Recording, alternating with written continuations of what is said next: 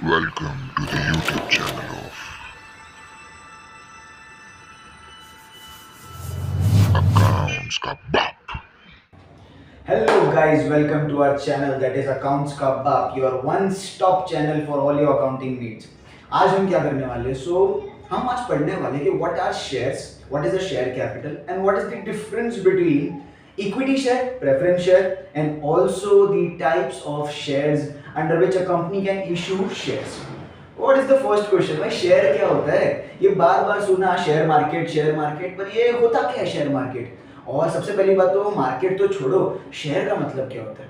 तो शेयर का मतलब हम ये समझते हैं कि डेफिनेशन के हिसाब से a share is a share capital of a company and includes stock as well.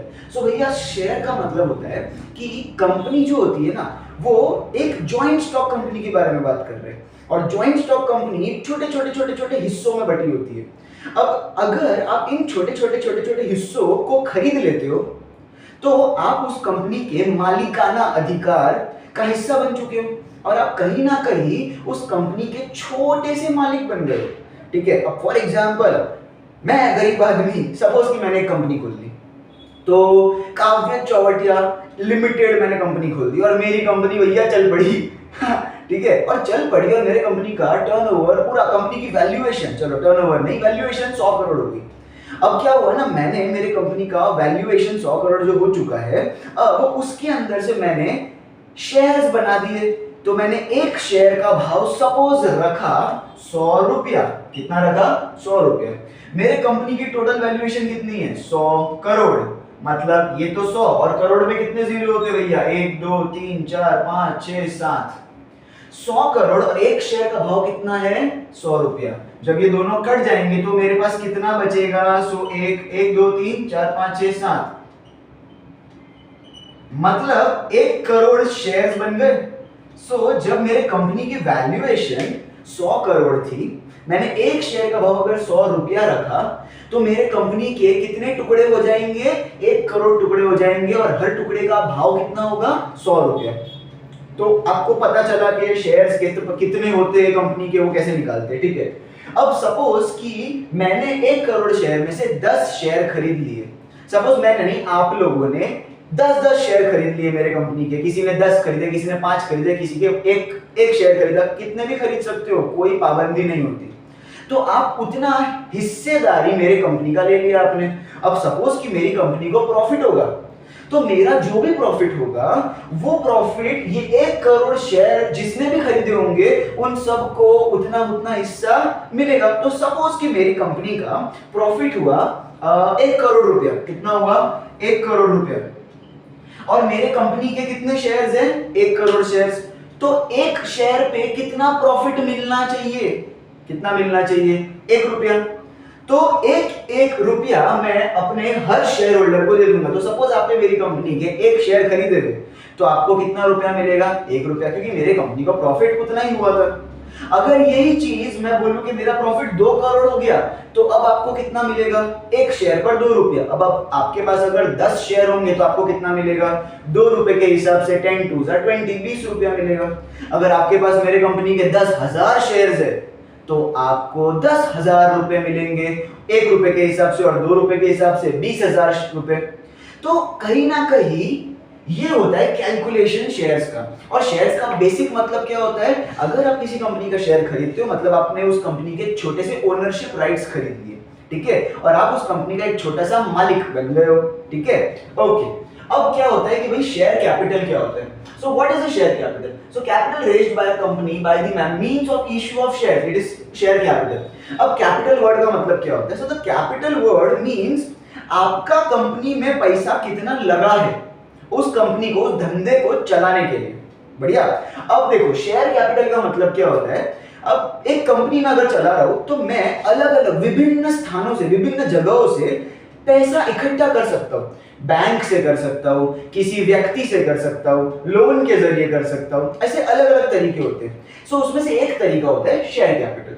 अब शेयर कैपिटल का मतलब क्या होता है कि अगर आपने अपनी कंपनी का मालिकाना अधिकार बेचकर पैसे इकट्ठा किए, तो फॉर एग्जांपल मेरी कंपनी है, मेरे कंपनी के पास 1 करोड़ शेयर्स है और उसको बेचकर अगर मैं किसी से पैसे ले रहा हूं, हम उस पैसों को क्या बोलेंगे, शेयर कैपिटल। अब वो पैसों को मैं अलग अलग कामों के लिए यूज कर सकता हूं। तो क्या काम के लिए यूज कर सकता हूं? पहला काम, इससे मैं अपनी जो भी पुरानी बोझ मतलब लायबिलिटीज होगी, किसी को पैसा चुकाना बाकी होगा, तो ये पैसा मैं यहां से लूंगा और उनको चुका सकता हूं। सेकेंडली, इन पैसों का इस्तेमाल करके मैं नए नए कॉन्ट्रैक्ट्स ले सकता हूं, नए नए प्रोजेक्ट्स ले सकता हूं, जिसके अंदर मुझे ये पैसों की लगाने की जरूरत पड़ेगी। लागत लगेगी तभी तो कुछ माल बनेगा, माल बनेगा तभी तो माल बिकेगा, माल बिकेगा तभी तो और पैसे कमाएंगे। पूरा प्रोसेस करने के लिए तो पैसे चाहिए। पैसा इकट्ठा करने का एक तरीका होता है शेयर कैपिटल। अब जो शेयर्स होते हैं ना, वो दो मेन तरीके के होते हैं। एक होता है इक्विटी शेयर, एक होता है प्रेफरेंस शेयर। मैं ये हटा देता हूं। सो एक होता है इक्विटी और एक होता है प्रेफरेंस। अब what do you mean by equity and preference shares? तो देखो, सिंपल भाषा में इक्विटी का मतलब ऐसे शेयर जब आप लेते हो ना कंपनी के, तो वो रिस्की होते। मतलब अगर कंपनी का प्रॉफिट हुआ तो भाई आपका भी प्रॉफिट होगा, और अगर प्रेफरेंस शेयर लेते हो तो उसमें आपको ऐसा कुछ जरूरत नहीं पड़ता। अब दोनों में थोड़ा डिटेल में मतलब समझते हैं। तो मीनिंग उसका सबसे पहले, shares that are not preference shares and does not include any preferential right. अब ये प्रेफरेंशियल राइट क्या होता है? देखो भैया, जो भी प्रेफरेंस शेयर्स लेता है ना, उसको कुछ अधिकार मिलते हैं जो कि इक्विटी शेयर्स वालों को कभी नहीं मिलते। तो क्या होता है अधिकार? एकदम मस्त समझेंगे। इक्विटी का मतलब होता है कि आपने उस कंपनी का शेयर खरीदा। सपोज मेरी कंपनी का इक्विटी शेयर आप लोगों ने खरीद लिया, तो इसका मतलब रहेगा कि आप, मेरी कंपनी जब प्रॉफिट करेगी तो प्रॉफिट में आप हिस्सा मांग सकते हो। आओ और बोल दो भाई ये प्रॉफिट दे, मेरा हिस्सा बनता है। सिंपल। पर अगर मेरी कंपनी को लॉस हुआ तो आपको मैं बोलूंगा ये ले भाई, लॉस भी ले। क्यों भाई? प्रॉफिट में तो बड़ा मेवा खाने आया था, अब लॉस का मजा भी चख। तो इक्विटी में क्या होता है ना, प्रॉफिट हुआ तो आपको भी प्रॉफिट मिलेगा, लॉस हुआ तो आपको भी लॉस झेलना पड़ेगा। तभी तो शेयर मार्केट में पप्पा बोलते हैं ना, ए यार आज तो भाव बढ़ गया तो मजा आ गया, प्रॉफिट हो गया, और ए भाई आज तो लॉस हो गया, आज तो गए, आज 2 चाय कम पीऊंगा, ए भाई आज सीरा मत बना, है ना, मम्मी को बोलते हैं ना। सो काइंड ऑफ थिंग वैसा होता है। बट जो प्रेफरेंस वाले होते हैं ना, वो मौज में रहते हैं, उनका अलग ही स्वैग चल रहा होता है। क्यों? प्रेफरेंस वालों को दो चीज फिक्स है, मिलना ही मिलना है, चाहे कंपनी को प्रॉफिट हो चाहे कंपनी को लॉस हो, कोई फर्क नहीं पड़ता। ये ना प्रेफरेंस शेयर होल्डर्स पता है कैसे होते हैं? ये आपकी वो गर्लफ्रेंड जैसे होते हैं जिसको कोई आपको फर्क नहीं पड़ता कि आप कितना भी कमाओ, मेरे तो खर्चे इतने ही है, मैं तो ये करूंगी ही करूंगी, ऐसा। ठीक है? तो प्रेफरेंस शेयर होल्डर्स को क्या मिलता है? तो सबसे पहली चीज मिलती है उनको डिविडेंड। उनको हर साल हर एक परसेंटेज होता है जो कि फिक्स हो जाता है। हर साल का कंपनी उनको फिक्स कर देती है कि तुमको हम प्रॉफिट करे लॉस करे इतना तो तुमको डिविडेंड देंगे ही देंगे। अब डिविडेंड का मतलब क्या होता है? डिविडेंड का मतलब होता है शेयर्स के ऊपर एक्स्ट्रा कमाई। ठीक है? सो कंपनी प्रेफरेंस वालों को बोलती है कि आपको इतनी कमाई तो देंगे ही देंगे, हमको लॉस हो, हम चाहे कुएं में कूद जाए, हमको चाहे काली माता मार ले, कोई भी कुछ भी हो जाए, हम आपको इतना तो देंगे। Secondly, repayment of capital. अब शायद मेरी कंपनी बर्बाद हो गई, एकदम ही तरीके से नल्ला हो गया मैं और मैं डूब गया, तो बैंक वाले क्या करेंगे? मेरे के सारे प्रॉपर्टीज को झड़प लेंगे और ऑक्शन करेंगे। ऐसे टाइम पर जो पैसे बैंक वालों को जमा हो पाए तो हो पाए, वरना तो मैं रफू चक्कर हो जाऊंगा। बट अगर हो पाए तो उस पैसों में से पहला अधिकार किसको मिलेगा? उन पैसों पे प्रेफरेंस वालों को। तो रीपेमेंट ऑफ कैपिटल, अगर मेरी कंपनी वाइंड अप हो गई या पूरी तरह से बंद हो गई तो पहला प्रेफरेंस किसको दिया जाएगा? प्रेफरेंस का मतलब होता है पहला प्रिविलेज किसको दिया जाएगा उस पैसों को लेने का? प्रेफरेंस वालों को। तो तुम बोलोगे तो सर भैया इक्विटी का है ले हम, तो देखो दोनों में एक चीज, अगर कोई चीज बुरी है तो कोई चीज अच्छी भी होती है भैया।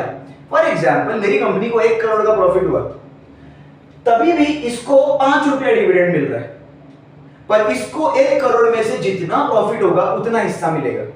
ठीक है? अब सपोज मेरी कंपनी को 50 लाख ही प्रॉफिट हुआ, फिर भी इसको 5 रुपया डिविडेंड तो फिक्स मिलेगा, इसका प्रॉफिट कम हो जाएगा। अब इसके अलावा एक और केस, सपोज मेरी कंपनी को 1 करोड़ का नहीं 10 करोड़ का प्रॉफिट हो गया। क्या समझाता, मैं प्रॉफिट नहीं करूंगा, अरे भाई मेहनती आदमी है। तो सपोज मेरी कंपनी को 10 करोड़ का प्रॉफिट हो गया। अब 10 करोड़ के प्रॉफिट के अंदर बताओ, इसको तो अभी भी 5 रुपया डिविडेंड मिल रहा है फिक्स, इससे ज्यादा उसको कुछ भी नहीं मिलेगा, पर इसका प्रॉफिट बढ़ गया। ये होता है इक्विटी के अंदर और प्रेफरेंस के अंदर बेसिक फर्क, ठीक है। अब सेकंड जाते हैं कि मैं रेट ऑफ डिविडेंड, तो dividend is given at fluctuating rate. देखो डिविडेंड इसके अंदर फिक्स होता है, इसके लिए उसको फिक्स्ड रेट पे डिविडेंड मिलता है कि भाई इतना तो तुमको हर साल मिलेगा ही मिलेगा। अब सवाल उठता है कि इक्विटी वालों को भी हर साल डिविडेंड मिलता है? नहीं, कुछ फिक्स नहीं होता, और कितना मिलेगा वो भी फिक्स नहीं होता। किसी साल के अंदर आपको 2% डिविडेंड मिल रहा है, किसी साल के अंदर 5% मिल रहा है, किसी साल के अंदर 12% मिल रहा है, किसी साल के अंदर सिर्फ 1% मिल रहा है, किसी साल के अंदर मिल ही नहीं रहा है, ले बाबा जी का टुल्लू। हाँ, हो सकता है। इक्विटी के अंदर ना एकदम थ्रिल वाली लाइफ होती है, एडवेंचर, कब क्या हो जाए कुछ नहीं पता। प्रेफरेंस के अंदर एकदम शांति भरी जिंदगी, सब सुकून भर से चल रहा है, क्योंकि तुमको ऑलरेडी सब पता है कि क्या होने वाला है। तो बताओ मजा किसमें, इसमें के इसमें, वो तुम डिसाइड करो, ठीक है। अब वोटिंग राइट्स, एक बात बताओ, जो रिस्क लेता है उसी को तो इश्क मिलता है कि नहीं मिलता? तो यहाँ पे रिस्क कौन ले रहा है? रिस्क ले रहा है इक्विटी वाला, प्रेफरेंस वाला नहीं ले रहा भैया। तो यहाँ पर वोटिंग राइट्स और मैनेजमेंट का सारा काम काज देखने का अधिकार भी किसको मिलता है? सिर्फ इक्विटी वालों को मिलता है। प्रेफरेंस वाले घर पे बैठ के चिल कर रहे होते हैं और कुछ भी नहीं, एकदम पावड़ी चल रही होती है उनकी, तो does not enjoy any voting rights, ठीक है। अब नेक्स्ट स्टेप है कि रिटर्न ऑफ कैपिटल। ये मैंने तुमको यही बता दिया कि कैपिटल रिटर्न इनको मिलना अनिवार्य है, मतलब उनको मिलना ही है। इनको मिलेगा नहीं मिलेगा कोई भरोसा नहीं, मार्केट की सिचुएशन पे है। इनको देने के बाद अगर कुछ चिल्लर बच गए तो इधर पहुंचेगा, वरना यहां तक पहुंचेगा नहीं। सो कैपिटल में not be return during the life time, but एक तरीके से इनका कैपिटल ये लोग वापस से ले सकते हैं कंपनी से, दैट इज बायबैक। अगर कंपनी ही, बायबैक क्या होता है? अगर कंपनी ही सामने से बोल रही है कि हम हमारे शेयर आपसे वापस खरीदने के लिए रेडी है, तो उस टाइम पे इक्विटी वाले अगर शेयर्स बेच देंगे कंपनी को ही वापस से, तो वो उनको अपना कैपिटल वापस मिल जाएगा, ठीक है। हाँ, तो रिडीमेबल अब प्रेफरेंस शेयर में भी ऐसे नहीं होते कि सारे के सारे प्रेफरेंस शेयर्स में आपको पैसा मिल जाएगा, नहीं, ऐसा नहीं होता। एक पर्टिकुलर एक टाइप होता है प्रेफरेंस का भी, जिसको बोलते हैं redeemable preference shares. Redeemable preference shares का मतलब, रिडीम का मतलब ये होता है, पता है अपने को वाउचर मिलता है कभी कभी, जिसके अंदर वो गूगल पे के अंदर तो तुमने देखा ही रहेगा, रिडीम करना पड़ता है उसको इस डेट तक, वरना एक्सपायर हो जाता है। तो रिडीम का मतलब क्या होता है कि आप उसको यूज कर सकते हो, या तो फिर यहाँ पे रिडीम का मतलब क्या रहेगा कि आप अपना पैसा वापिस मांग सकते हो कंपनी के बाद, कंपनी के पास से एक पर्टिकुलर पीरियड खत्म होने के बाद, ठीक है। इसको हम लॉक इन पीरियड बोलते हैं। ओके, नेचर, ये देखो सिंपल सी बात है, इक्विटी वाला बड़ा रिस्की होता है, पर रिस्क क्या तभी तो आगे तुम कमेंट कर दो। नेचर कैसा होता है इसका? बड़ा सेफ होता है, एकदम चिल, एकदम गोवा वाली वाइब जाती है इसको शेयर लेके, ठीक है। नेचर ऑफ इन्वेस्टर कौन करता है? तो ये जिसको जिंदगी में थोड़ा थ्रिल चाहिए, एडवेंचर चाहिए, मजा चाहिए, शेयर दिमाग में थोड़ा टेंशन चाहिए, ऐसा मजा नहीं आ रहा है kind of thing, who are ready to take risk. गुर्दा चाहिए, ले सकता है तो ले, वरना चुपचाप ये ले। हु आर वेरी कॉशियस, ये कौन लेता है? ये डर डर के भाई नुकसान हो गया तो सू थसे मारू, ये भाई सू थसे, नहीं, तो तुम फिर ये प्रेफरेंस ले लो, तुम्हारे लिए जिंदगी सवर जाएगी, ठीक है। अब आता है फेस वैल्यू। हमेशा याद रखना, इक्विटी शेयर्स चालू जो होता है ना, फेस वैल्यू का मतलब कंपनी उसको क्या वैल्यूएशन पे बेच रही है। दो चीज होती है, फेस वैल्यू और एक मार्केट वैल्यू। फेस वैल्यू का मतलब होता है ऐसी वैल्यू जिस भाव पर कंपनी ने लोगों के अंदर उसको बेचने के लिए निकाला था, जिस किसके थ्रू? इनिशियल पब्लिक ऑफरिंग, मतलब आईपीओ, और उसके बाद होता है फर्दर पब्लिक ऑफरिंग। आईपीओ और एफपीओ के अंदर जब कंपनी बेचने निकालती है शेयर, उस भाव को बोलते हैं फेस वैल्यू। अब उसके बाद लोगों को शेयर्स मिल गए, अब लोग अपने ही अंदर खरीदते और बेचते, और इस परचेज एंड सेल्स के अंदर जो भाव मार्केट में चलता है ना, उसको बोलते हैं मार्केट वैल्यू। तो फेस वैल्यू इक्विटी शेयर्स का कौन से पे चालू होता है? 1 रुपीज हो सकता है, 10 रुपीज हो सकता है, इससे ज्यादा भी हो सकता है। इससे ज्यादा की कोई लिमिट नहीं है, अभी तक किसी ने सेट नहीं की, सेबी ने अभी तक सेट नहीं की है। वेल फेस वैल्यू जो कि प्रेफरेंस शेयर्स का होता है, वो 100 रुपए से स्टार्ट होता है और उसके ऊपर ही होता है, कभी 100 रुपए के नीचे उसका फेस वैल्यू नहीं होता। ये चीज को ध्यान। ओके, सो नेक्स्ट पॉइंट जो हमारा है, that is rights and bonus issue. What do you mean by rights and bonus issue? Now bonus issue का मतलब होता है कि अगर कंपनी वापस से अगर कंपनी को बहुत फायदा हो रहा है, कंपनी का cash, share capital and company की वैल्यूएशन बहुत ज्यादा बढ़ गई है, ठीक है।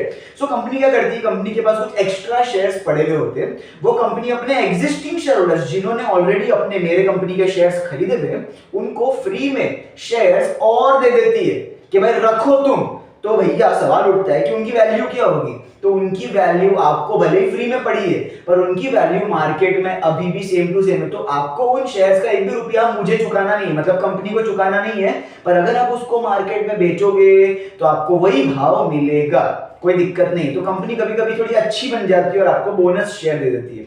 सेकेंडली होता है राइट्स इशू। राइट्स इशू का मतलब क्या होता है कि सपोज मैंने एक कंपनी हूं, मैं एक कंपनी हूं, आप लोग मेरे शेयर होल्डर्स हो, मेरे को अगर मैंने पहले आपको है ना शेयर्स बेचे हुए, you are my existing shareholders, और अगर मुझे वापस से ही शेयर्स और बेचने, तो मैं नए कस्टमर्स या नए शेयर होल्डर्स को पकड़ने से पहले किससे पूछूंगा?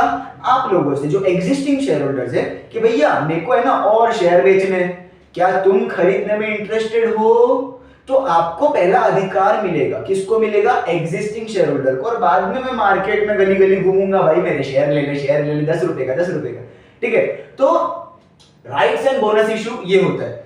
तो राइट्स एंड बोनस इशू कौन से शेयर होल्डर्स को मिलता है और कौन से को नहीं मिलता? तो इक्विटी वालों को मिलता है, दे आर एंटाइटल्ड, परंतु प्रेफरेंस वालों को ये दोनों में से कोई भी अधिकार मिलता नहीं है, ठीक है।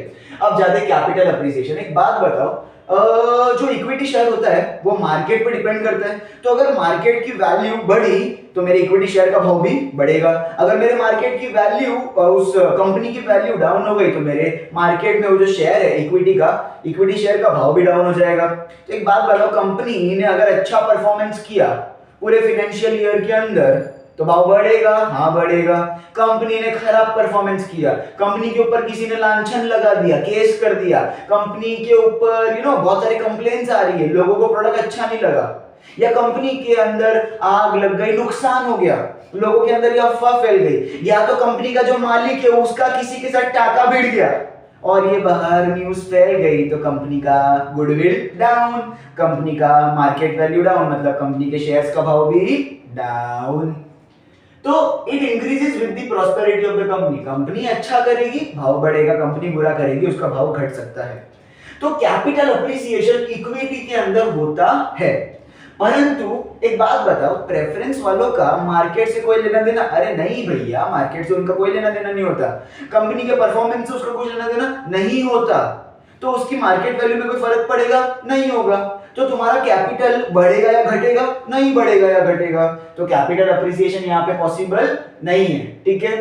अब आते हैं टाइप्स। लास्ट पॉइंट है, अब जो इक्विटी शेयर होते हैं ना वो दो तरीके के होते हैं, equity share with normal voting rights and equity share with differential voting rights, wherein इसके 8 टाइप्स होते हैं। कौन से? Cumulative, non cumulative, convertible, non convertible, redeemable, irredeemable, participating and non participating. अब इन सारे टाइप्स के ऊपर मैंने एक सेपरेट वीडियो बना के रखी है, वो आपके अंदर इसके शो कर जाएगा, आई बटन पर शो कर देगा वो, आप प्लीज उसको जाके देख लीजिए अगर आपको इन दोनों के टाइप्स को डिटेल में समझना है। तो इसी के साथ हम इस अकाउंटिंग वीडियो को एंड करेंगे। ये शायद आपको ये नॉलेज काम आया होगा, अच्छा लगा होगा, तो please like, share and subscribe ठोकर। Good bye.